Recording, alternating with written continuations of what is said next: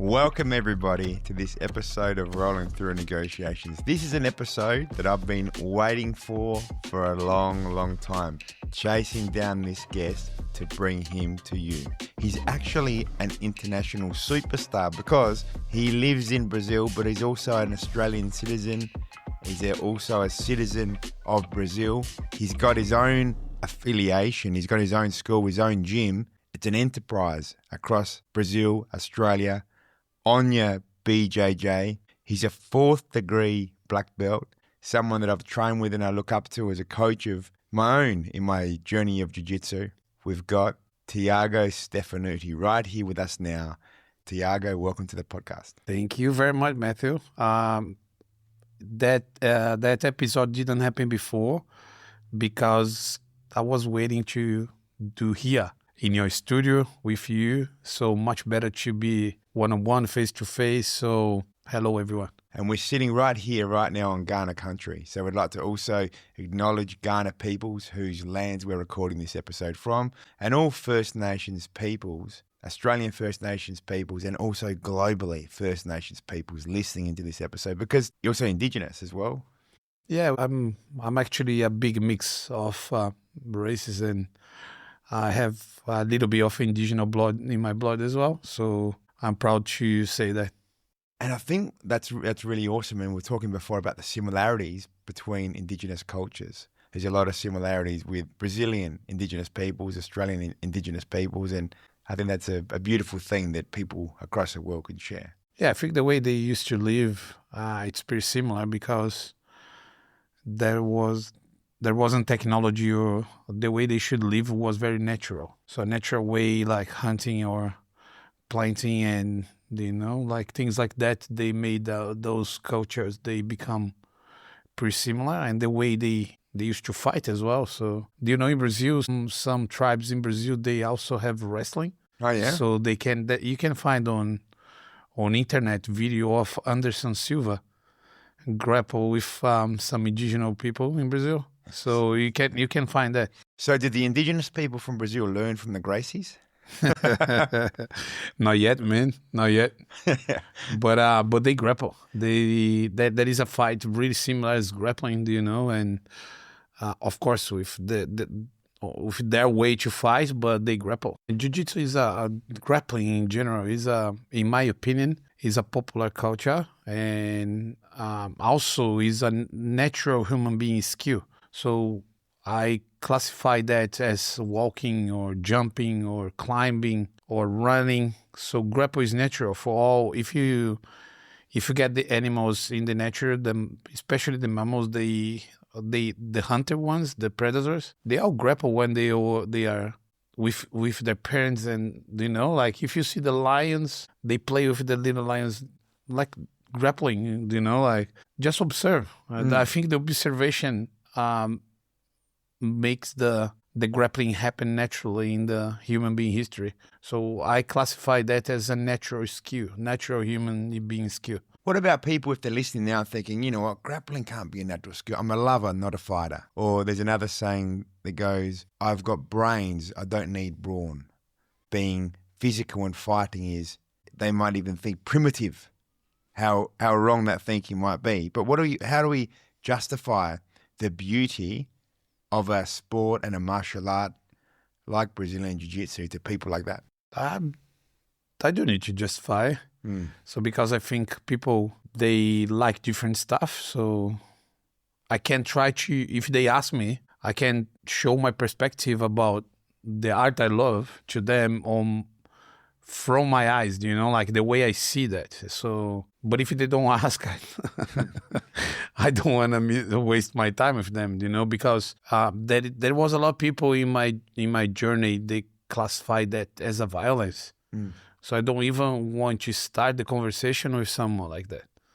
So because that is, if the person thinks and relates the grappling with violence straight away, I think it's going to be pretty hard to change their mind. So I don't want to waste my time, to be honest. Isn't grappling violence? Because if you're learning how to choke somebody or break a limb, isn't that violent? Of course not. Of course not.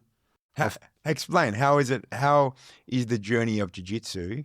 How is there peace in that journey? When you have, you can call that rules or moral code or whatever that you can stop when that gets on the point that can become violent or dangerous. I don't classify that violent. It's a gentleman agreement in between us. So if I tap, you stop. So it's completely safe. Soccer is more violent than jiu-jitsu because people people trick older people sometimes to get the ball or, just watch, go to a Brazilian Jiu-Jitsu or to a judo or a wrestling competition and check how many people argue with older people, how many troubles you have in the day, in the whole day. Now, just turn on the TV and watch the AFL or any soccer game or any other game in a group sport like that, and you can see how violent they are. So the nature of those players, they're much more violent than a fighter. I was listening to something earlier today by a man called Carl Jung, and Carl Jung has a reputation for being one of the best psychologists ever. And what I was listening to was his explanation about the shadow. And he speaks about every single person having the shadow, the dark side. And everybody has a dark side within themselves, a side that could do some pretty bad things that we would be shocked that we could do. And everybody has it. Under the right circumstances, the right situation, this shadow can come out. But he speaks about being able to use the shadow for good. So you need to be able to understand the shadow, channel the shadow, and tame the shadow to then be able to use it for good. And part of that is play and understanding. And so by doing that in a position of safety, like you can do in martial arts, maybe that's a really powerful way of understanding the shadow in a safe environment where you've got a willing training partner, you've got people who are on your team working with you, there's trust, there's collaboration, so that together everybody can win through the journey of jiu-jitsu. And I feel like part of this, and we speak about fighting, and a lot of people have a negative vibe with that word fighting, but through understanding the battle, the fight, the challenge, we develop resilience, we develop power through the shadow, and we become stronger through this journey like Carl Jung speaks of. Very well said. I don't have anything to complement that. I don't have anything to add to this conversation. You said everything. That's exactly that. So if you have the knowledge, if you have the fight knowledge, if you prepare to be a fighter, if you prepare to defend yourself, you don't need to use that. So I'm ready to look in your eyes and talk and do rolling through negotiations before the action. So it's much better you talk and can make because your confidence, if you impose yourself confidently, so that energy can make you don't need to use the knowledge you have. So because you're prepared. If you're not prepared, you're not confident. If you're unconfident, you start to be tense. So if you're tense, the tension is in between you and the person you're negotiating. And so that's how it happens, right? How many times do you see that happen? Many times. So if usually you talk with fighters, if they okay on their heads, right? It's everything okay. You'll be talking with some very gentle people, like I have so many friends on this community, and I can guarantee over 90% of them, the most educated and gentle people I know. So much more than other communities I could be part in my life before. Like when I used to, Brazilians, they like to play soccer. I never was good enough to play in a professional team or something like that. But in amateur leagues and everything, so if you count the fights I had in my life, 99% of them happened in the soccer field. So that's it. Like I don't need to say anything else. I never had a fight in a jiu-jitsu comp. I never had a big problem in a jiu-jitsu comp. So I just make friends. So that talks everything, like you don't need to say anything else. So, and you can interview the whole community, probably most of them are going to say the same. And we can't lose that. The trash talking is taking this, the trash talking is actually an element that can really take this culture off. And this is really dangerous, actually. I think we are in between the entertainment and the martial arts. Like, what are you gonna do? You're gonna be, you can still entertaining people, but having a posture of like a martial artist, or you're gonna be someone just who wants to entertain people. Doesn't matter what you have to do it. Like, are you going to do everything to become famous or to get your like on social media? So this actually it's a fact that can really change the martial arts the way it is. So I hope that doesn't happen. So what you're speaking about really is keeping your integrity when you're living, when you're being, when you're negotiating, and not trying to get the high fives or the likes on social media or the popularity from showboating or from trash talking, but instead keeping your integrity and through deliberate intention and truth, negotiating, living and being from that kind of place. Is that what you're speaking about, Thiago? Yeah, the likes on social media are important. We know that. More we can spread the word, the word of jiu-jitsu around the world is better. But the integrity is really important. So I don't wanna sell my soul, for likes or anything. So I think that is a limit. You can go onto the respect. The respect comes off the martial arts. I don't know, man. Maybe I'm getting old. But that's the way I think, and that's how I see the martial arts, and I hope that still stays like that. And you've done such an amazing job in your journey by bringing Brazilian Jiu-Jitsu principles into other areas of life. For those people listening right now who may not even do Jiu-Jitsu, but they really want to know these kinds of principles and how these right principles can help you in your journey and in business, can you share with us what some of these principles are and how we can apply these kinds of principles? Integrity is one, honesty is another one, resilience is another one. So the immigrant life is not easy. So when you leave your country and you travel to somewhere you don't know the language, you don't know the people, you don't know the culture, it's a big challenge, actually. So that it demands a lot of courage, and courage is another value you can add on that. So there is many things on the way, many issues on the way you face. Like anything in the life, like any career you choose, you have challenges and steps. You need to do it until you get a certain level of security and stability. Yeah. So that happens with the immigrant as well. So you get in the country, and then you need to work your visa. So that changes a lot of your perspective in the country, because you can start to make long-term plans. What is really cool, because you don't know when you don't have a visa that gives to you that security sensation, that peace, that inner peace to you. You can't make the long-term plans, and that's really hard for you. So if you don't have a clear mind, all negotiations you go through are not the same as when you have a clear mind, inner peace. So you can negotiate everything better.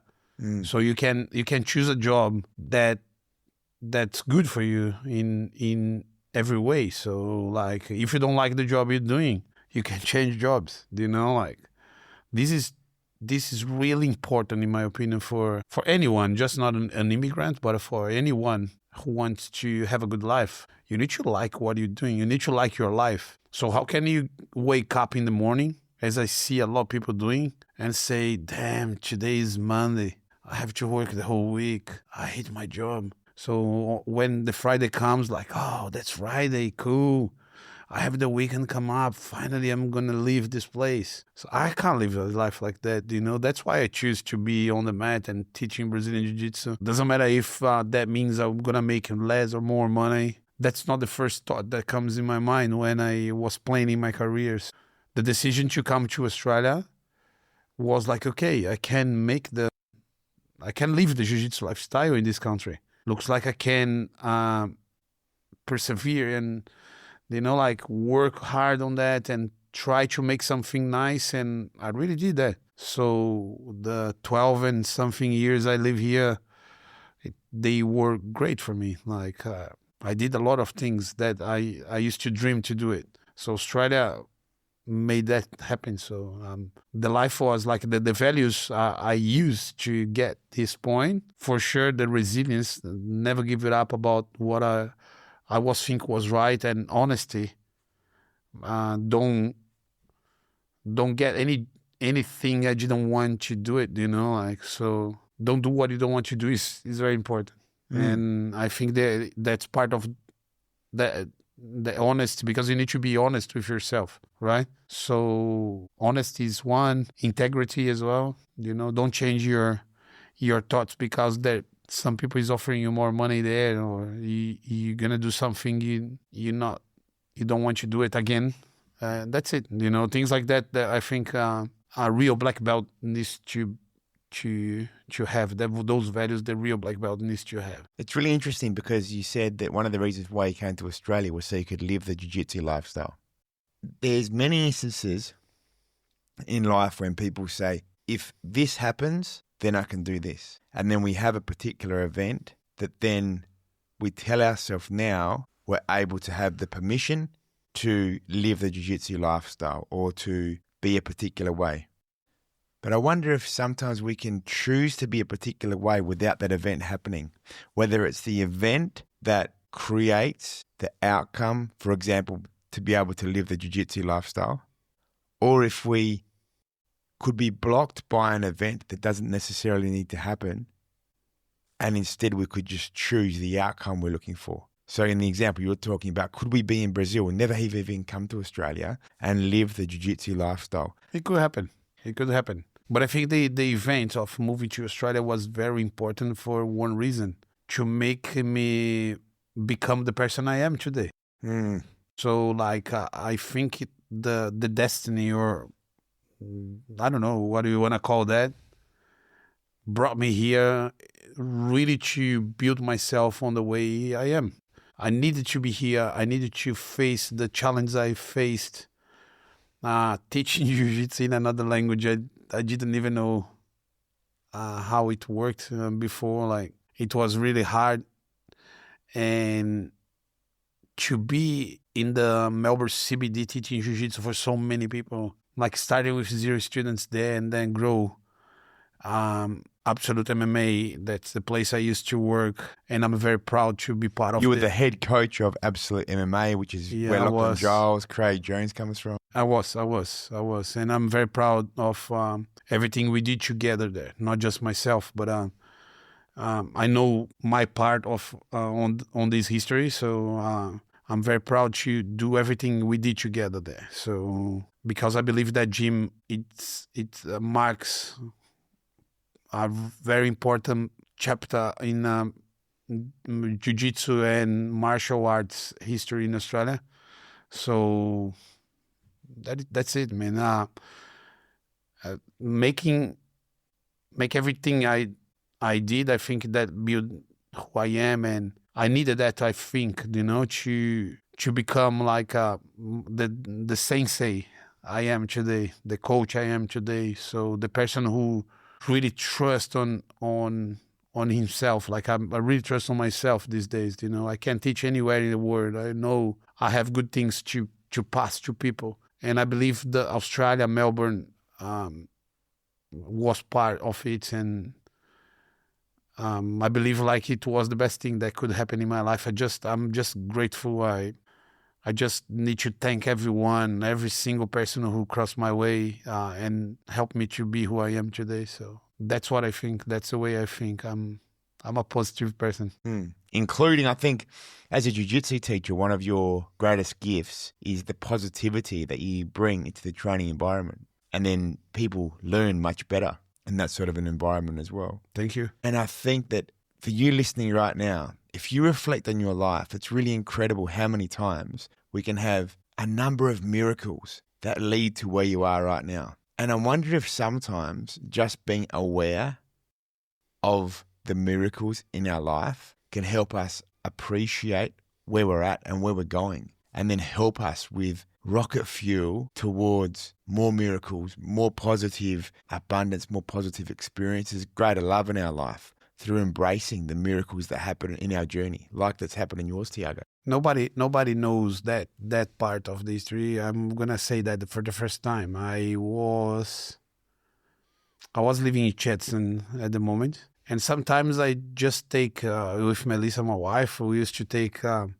We did that. That happened twice with us here in Australia. We got a bus. We didn't know where it was going to take us. But we used to think, let's go into the final stop, the last stop, and then we come back. So we pay twice the trip, and just to see the suburbs and everything. When we got the beach road, we just saw like beautiful houses, and that's a rich suburb, right? Menton, Parkdale. And I said to Melissa, I want to live here. But then I looked to their house. I said, no, we can't live here, but I want to live here one day. 4 months later, we found a unit, so 2 bedrooms apartment, and we were living in Parkdale. Yeah, it's amazing. Yeah. So the other thing, we got the.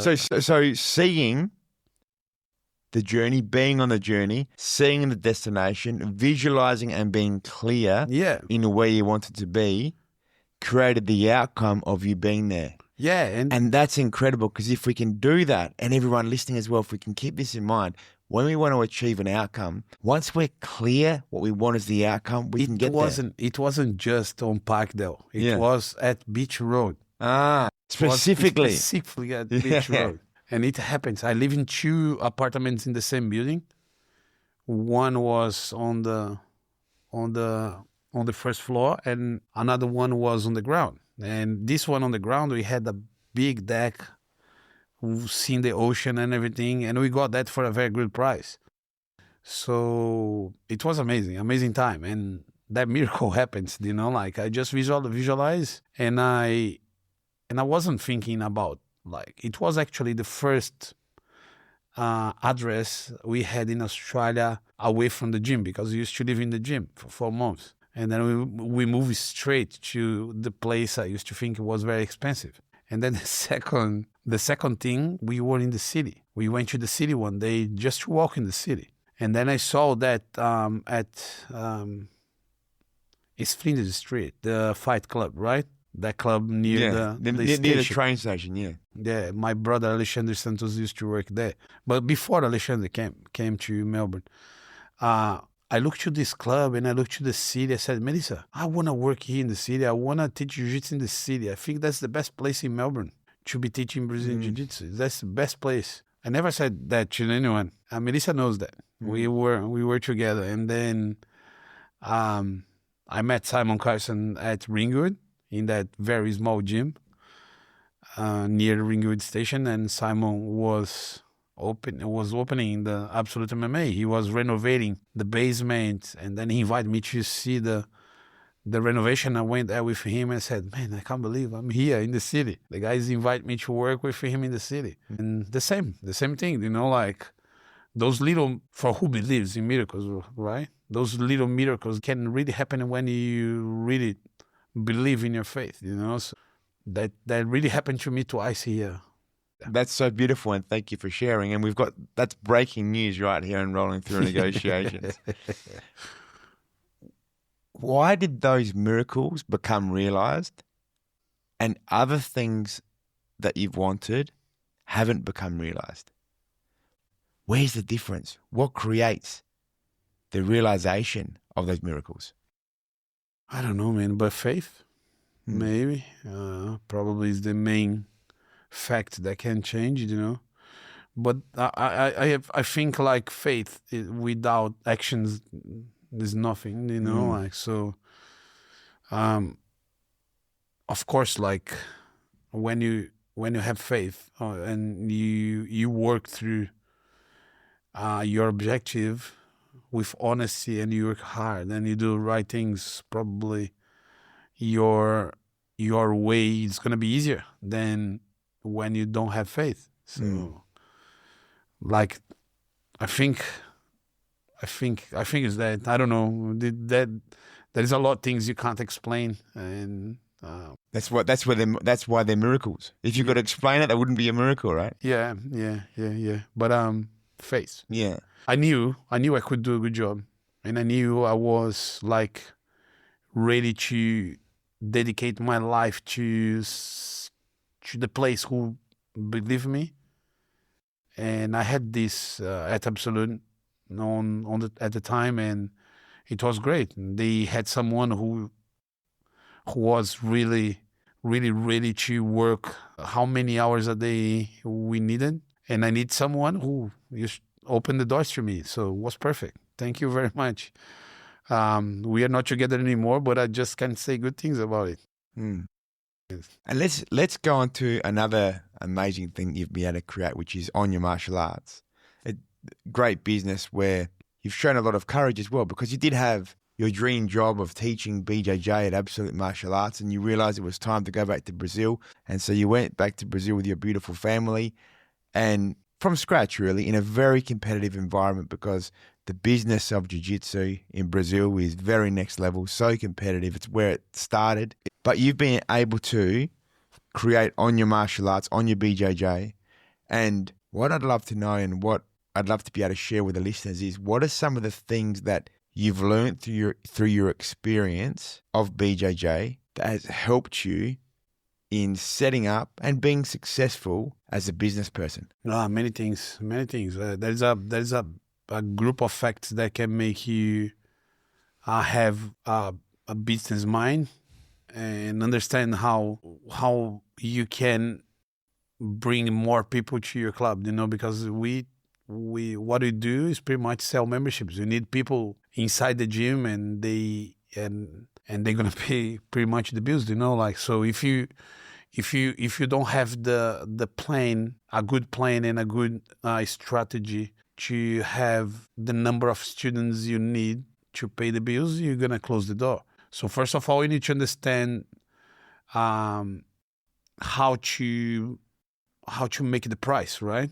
So you can't just come up and say, okay, I'm gonna charge $30 a week. But why are you doing that? How did you get that magic number? So everything starts from this, you know, like you need to understand, okay, what's my cost? Or, you know, how much money I need to make profit, and everything starts from this, and looks like easy, but it's not so easy as it looks. So, and then I think one of the big secrets when you open a martial arts gym is know how to create groups of training according the level of the students. So on that way, you can multiply the number of members in your club, for sure. Because if you put everybody white to black belt in the same class, so you're gonna reach your full capacity really quick, and then you can grow. So when you create the beginners, the advanced, the kids, especially kids in different age groups, you're not just doing good for your business, but for the methodology as well. The way you teach the kid for 4 years old kids is completely different than you teach a 16 years old teenager or a 13 years old, a 12 years old kid. They learn in a completely different way. So first, you making a good thing to your business when you split the groups, because you can have more people joining the gym. And second, the methodology becomes much more correct, and you're gonna teach them better. And the result of this is happy parents, happy clients, and people who really wants to stay in the gym. So in my gym, you start with just 3 years there, but you start to see the kids crossing from one group age to another, and then to another. I'm pretty sure many of them is going to be on adults group soon. So I'm hearing from you a few things, but one of them I'm hearing about is value, making sure that through your business, you're delivering value Of course. to your clients. Another one I'm hearing about is managing expenses. So making sure that you can cover those expenses so that your business can stay alive and thrive. Did you learn anything through your jiu-jitsu journey that helped you understand expenses and value? And the reason I'm asking is because from what I understand about you, Thiago, you started learning jiu-jitsu before you started learning about business. And I believe that we can learn so much through jiu-jitsu that we can apply to other areas of life as well. I believe like when you think about jiu-jitsu class, we are pretty much the same. The color, the only difference between the people who are in this group is the color of the belt you're wearing. But you can be a cleaner, you can be a doctor, you can be a fireman, you can be anything. So everybody is part of the group, and we are pretty much the same, right? So the belt is just something that shows your experience on the mat, but it doesn't make me better. It doesn't make me better than anyone. So I'm more experienced. So we should throw away the belts. Don't even worry about them at all. We could do that. We could do that like Gustavo used to do it. Yeah, white belts, everybody white belts in the gym. So, but look, the idea is when you start to think, I am in a group and we like everybody. For me, that means simple life. So doesn't matter how much money you have on the mat. Doesn't matter if you have the new car or if you have the old car. Doesn't matter. Doesn't matter if your gi brand is better than my gi brand, is a gi. So when you start to understand about simple life, you can set up a simple life to yourself as well outside the mat. So when you have that, it's much easier for you live the outside the mat a much simple life, and then you don't need so much to live. So the fact I moved to Brazil and I opened my gym was going to be impossible if I pushed the level, my social level, let's say like that, aim for a very expensive car or a very expensive things, because I need to invest in the gym first. So when I invest in the gym and I can have a simple life, for sure, with the time, the gym is going to help me to have a more comfortable life. So that's the way I see the things. You know, the martial arts teach me how to be happy being simple at the same time. You know, like we bare feet on the mat, man. We don't even use shoes on the mat. So can you think something more simple than that? So that value, like, okay, we are the same. We don't need much here on the mat. We need just our bodies and our mind and our soul on the mat. I teach you a lesson, then how can you be more simple? And I think that's humbleness, yeah? Yes. That can be a great lesson for you, and that's how I live my life. Yes, and something else that I'm... And you know that. You know that because you know me. It's not just like you're not interviewing someone you never seen before. No, you are like family, Thiago. You're one of my own teachers, somebody that I really value in my own journey. Yeah. And so what you're saying, I completely know is true, and it's how you live. And another example of this, I believe, is the resilience that you show and humility, like you're speaking now as well. But what I'm saying right now is, for example, you're traveling around Australia for your family, for your business for 10 weeks, right? 8.5. 8.5 weeks. And it can be challenging when you're away from your family, traveling because of your business commitments, right? And if you spoke about purely what you feel like doing, not about responsibility, not about commitment or anything like this, but what would be fun for Thiago is probably going to be home with your family. No, definitely. But I'm traveling not just for my business. I'm traveling for a dream. So I was blessed to be always on the podium with Absolute MMA, and every single year we were here in Australia. And I still have the dream to build one of the most strong and important teams in this country. So we doing that. We slowly we're going. Through Onya. Through Onya, of And course. if anybody wants to join up with Onya, be part of this team, they can reach out to you. If they share the same values as us, they welcome, for sure. What are those values, Thiago? So, like we say, that group spirit, is the first thing. Like we like to help each other. So when the coach, they talk in between them, they always helpful with each other. And usually the coaches, they understand the mission is to serve the students. We are there for help the students and make the students to become the best version of themselves. So I like to say that when you're athlete, it's everything about you. But when you become a coach, it's everything about the students. So we're there pretty much to serve the students. I would you like to see people, coaches by my side who share those values? And we are very lucky to have people who think exactly like that. Service.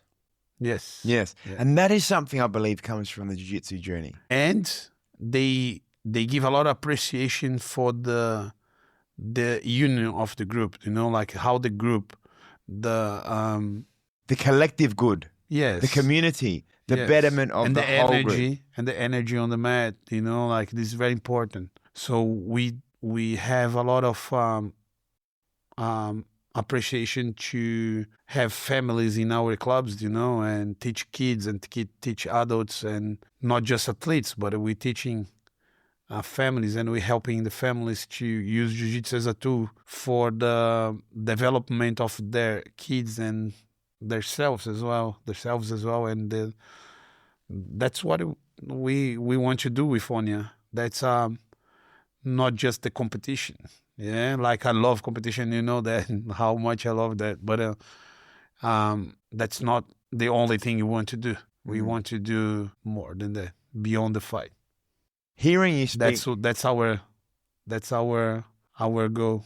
Go beyond the fight. And it's really exciting that people can share these values, become part of the community, and grow through being part of Onya if they're the right fit. Of course, definitely. Just send me a message. We can talk.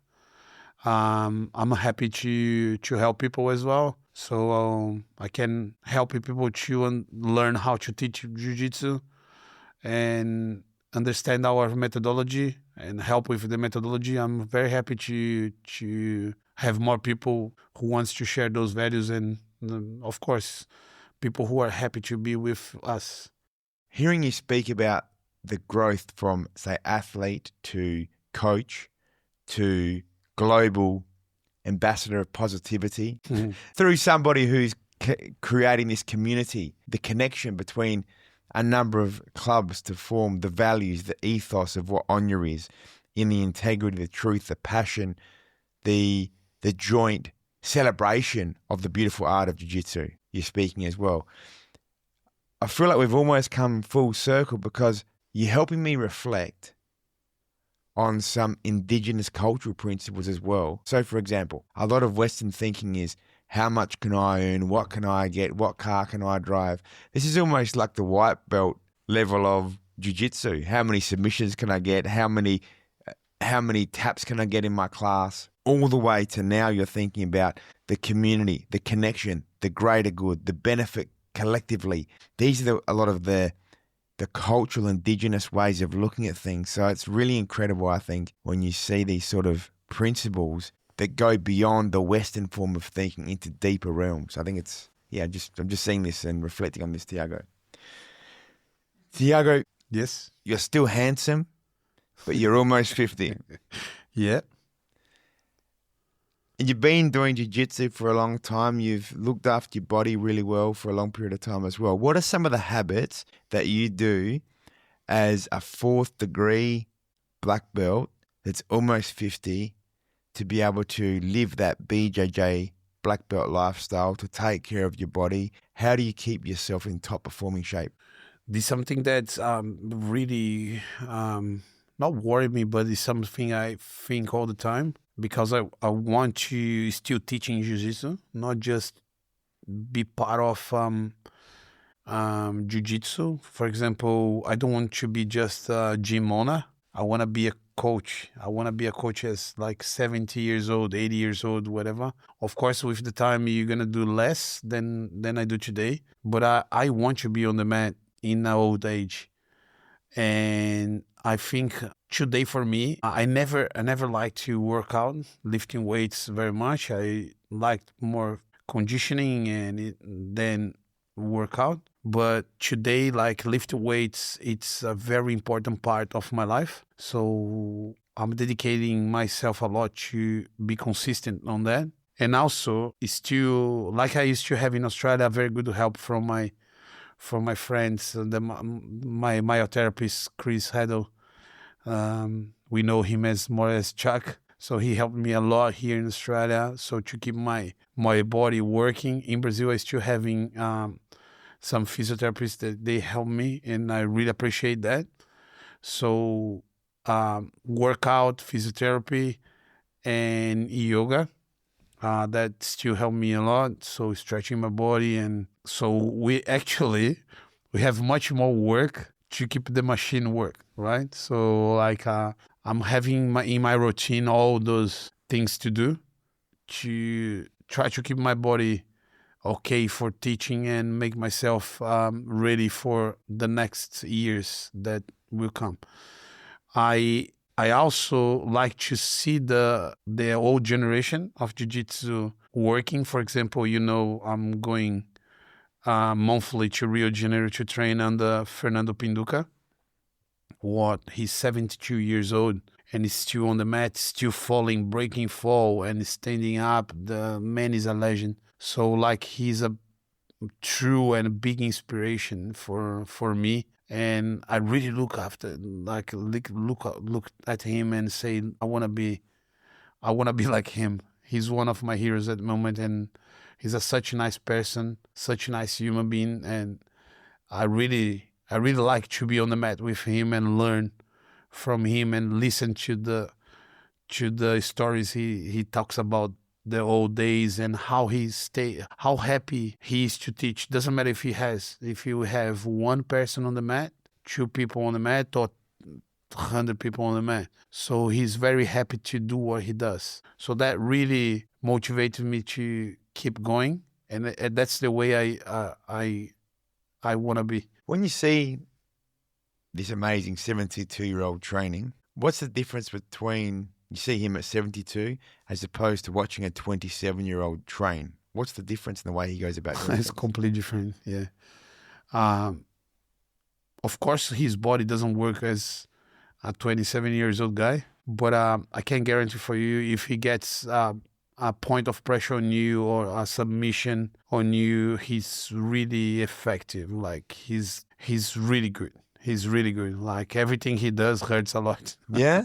Yeah. That's really interesting because I had some lucky experience in my life where I trained with an old school luta libre guy called Leitão. Ah, Leitão. Yeah. He passed away, unfortunately. Yeah, a couple of years ago. Yeah. Man, he has a very good book, actually. I did 2 or 3 classes, but it hurt too much that I stopped doing it. And when you say about this old man, what's your teacher's name? Fernando Pinduca. Fernando Pinduca. My coach is still Paulo. Paulo since white belt, but now I'm learning jiu-jitsu as well from Fernando Pinduca, and I'm very proud and honored to learn from him as well. Yes, and I think it's a beautiful thing that you have loyalty to your first coach and also the opportunity of training with Fernando Pinduca. Yeah. And the reason why we're speaking about Leitão is the similarity in the pain experience I had with Leitão and the way you describe Fernando Pinduca. That's the same. Everybody talks about Leitão, talks about the pain. He was really, really good. And he's in Brazil. Everybody who knows him as someone who used to study fight, grappling a lot. So he's like he's knowing a lot for a lot of people who I know talk how much he used to study fight and grappling especially. And how I think about these old 72, or like I was in his 70s, probably around that age too. I don't know exactly how old I think he was. he died near 90 years old, 80 something. Yeah, so and he was on the mat until the end. So that's what drives me, you know, like that's my dream, to be on the mat teaching people who are happy to learn from me. So I hope so. I hope I can have the opportunity to be with my hair very white and teaching. So let's see what the future will bring to me. But I hope so.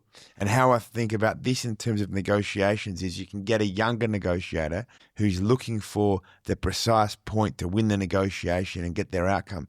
And they're looking everywhere, jumping up and down with verbally, sending emails, going everywhere frantically. But the old wise negotiator probably hits the nail on the head straight away. That's it. Just like a Leitão, just like a Fernando Panduca. They don't waste energy on the irrelevant things, but going straight to the pressure point to get the outcome they're looking for. That's it. That's exactly that. Exactly that. The precision and the way they use the technique is well, I will talk about Pinduca, is unique. And he's a physical educator and a physiotherapist. He understands a lot about body mechanics and anatomy. The way he teaches is unique. I'm very happy to have this opportunity because that helps me to be a better coach as well. So, and everything makes sense, you know, like when you start to pick his brain, everything makes sense. I think I'm a better fighter, I'm a better coach, and I'm also a better person after I met this guy. So thank you, Pinduca. But let's go even back in your own journey. Yep. Backwards. Because when you started, Jiu-Jitsu was nowhere near as good as it is now. Now we have the sport of Jiu-Jitsu. We have people like Craig Jones and Gordon Ryan. We can get the DVDs straight from BJJ Fanatics. It must have been terrible doing Jiu-Jitsu back in your time, Thiago.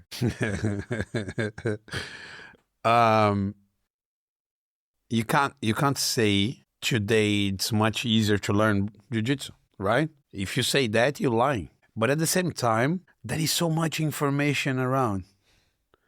The kids these days, they get bombed by information everywhere. How much they can retain? That's my question. That's, of course, we have so many information around. That's beautiful. It's much better than in the 90s when I started Jiu-Jitsu first time. Your source of information was your coach and your friends. And we used to go to the competitions to watch people doing. For example, when we start to see different half guard styles, we went to the competition to watch the people doing half guard and come back to the gym and try to repeat that as much as you could to try to copy them and make that work. Because we did not have so much information, we used to get a topic and we used to mastering that as much as we could. So we studied that topic as much as you could. Maybe we could do better with more information, yeah.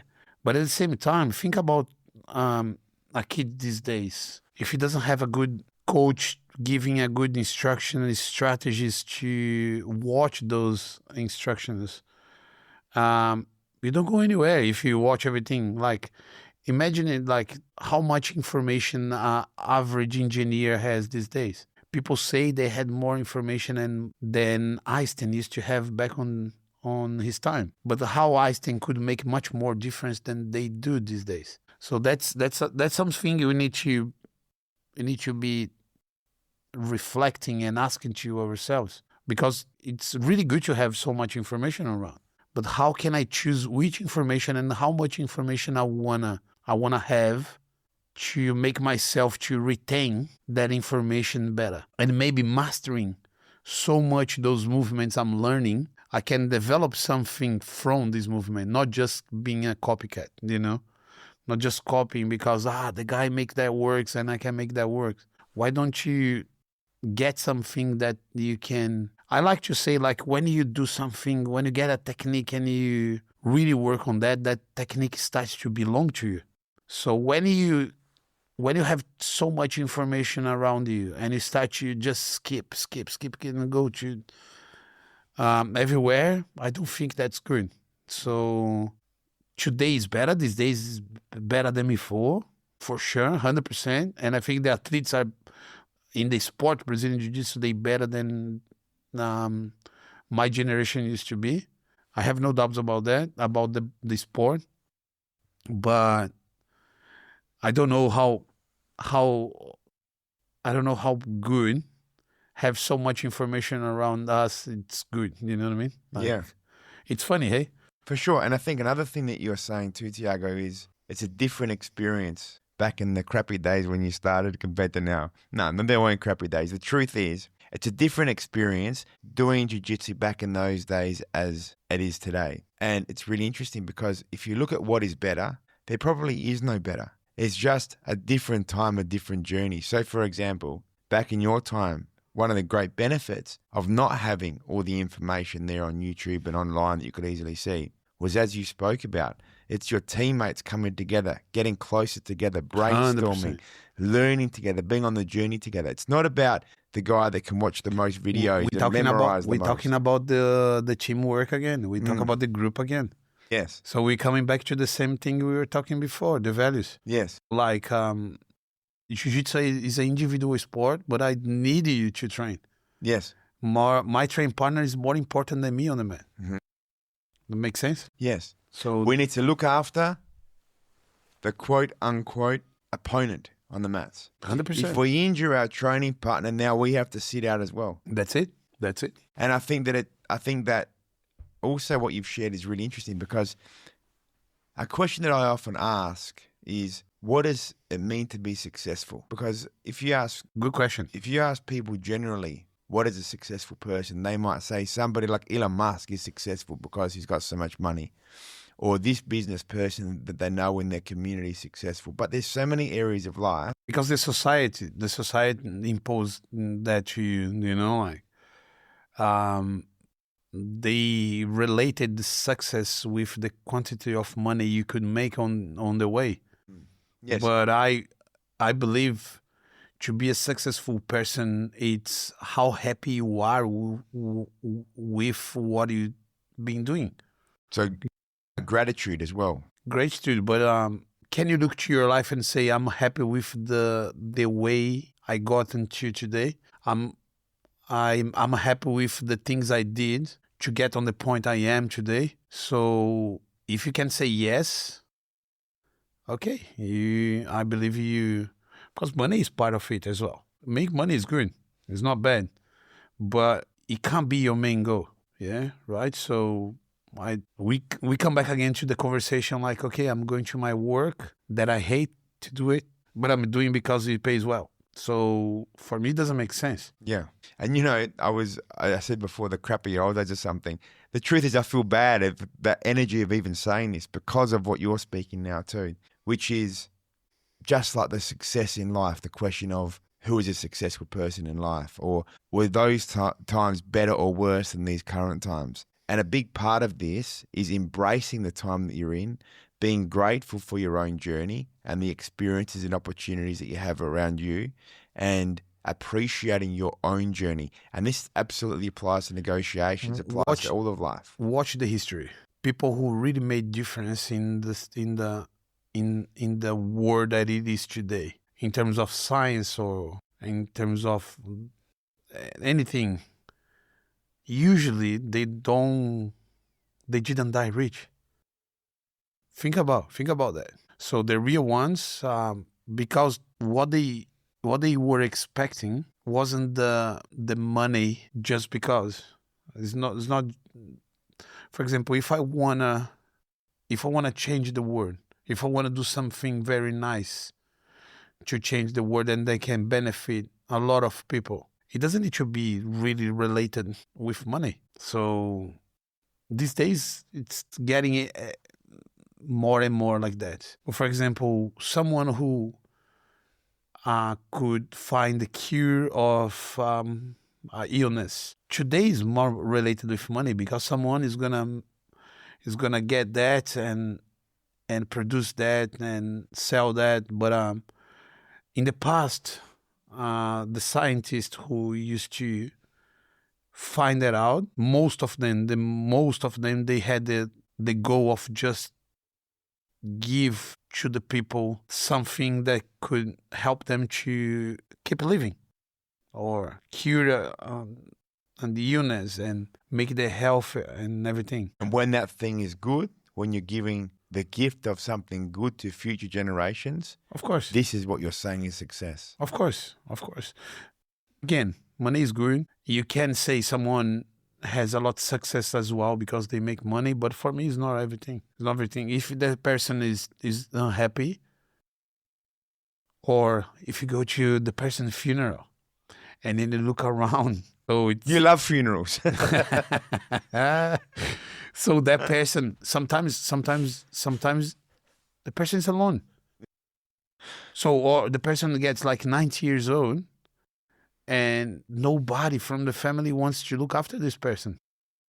This is like little Tony, because little Tony was playing Monopoly with his grandma one summer holidays because he was in primary school playing Monopoly. His grandma beat him. So what he did every single day for the next year is he played Monopoly until the next summer holidays when little Tony went out there again and played with his grandma. But this time he beat her. So grandma said, all right, good job, little Tony, pack it up. Everything goes back in the box. It's like that with money. We can be in this pursuit, but in the end, we're all going to end up in the box and the money goes somewhere else. It's irrelevant at the end of the day. That's it. This has been amazing speaking with you, Thiago. Thank you, Matthew. Sepa call you the rock star. Thank you very much for inviting me.